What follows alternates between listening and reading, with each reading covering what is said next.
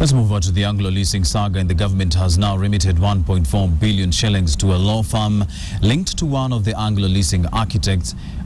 Treasury made the payments on Monday, acting on an email from the president's spokesman, as proof to make the payment. Samogina reports.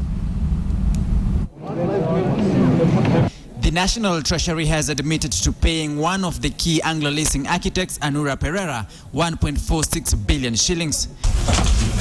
Treasury Principal Secretary Kamau Thuge, appearing before the Parliamentary Accounts Committee, says the payment was made on Monday 19th, 2014, following the presidential directive to pay. The billions were wired to NatWest Bank in the United Kingdom to Travers Smith LLP of account number 00859185. The people we were dealing with, basically, at least at the local level, the lawyers, is by the name of A.H. Malik and Company. They were the authorized signatories, and also the local council for both contracts.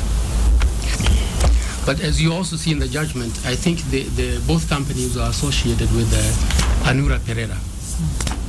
But in effecting the payment, Treasury finds itself in a legal conundrum. A sealed and signed presidential decree for the payoff as required by Article 135 of the Constitution was missing. Instead, Treasury acted on an email dispatch from the president's spokesman, Manoa Isipisu.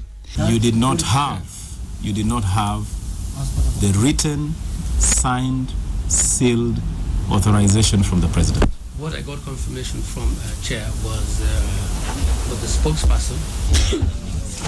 In paying First Mercantile Securities and Universal Satspace, Treasury says the 1.46 billion shillings debt impeded borrowing of 140 billion shillings to aid government expenditure before the next financial year.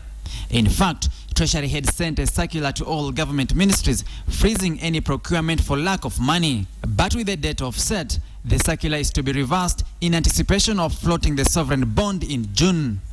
The expenditures on other programs, on financing of health, it's all those expenditures that would have to be cut because the 1.4 billion has blocked 140 billion from coming in. So I think it is with that thinking that we had that action was taken. 3 of the Ango Leasing contracts have fully been paid. These are Kenya Prisons Project 1 and Kenya Prisons Project 2.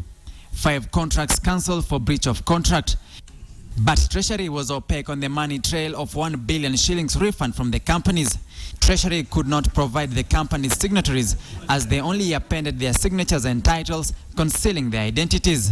There's a signature there, Managing Director. What? Name? I can't read the name. It's on the sign. It's a signature with a name, Mr. Chairman. That's a name. There's no name, is a signature. 12 Ango Leasing contracts were signed before 2003, while 6 were to be signed in the first year of Kibaki's regime.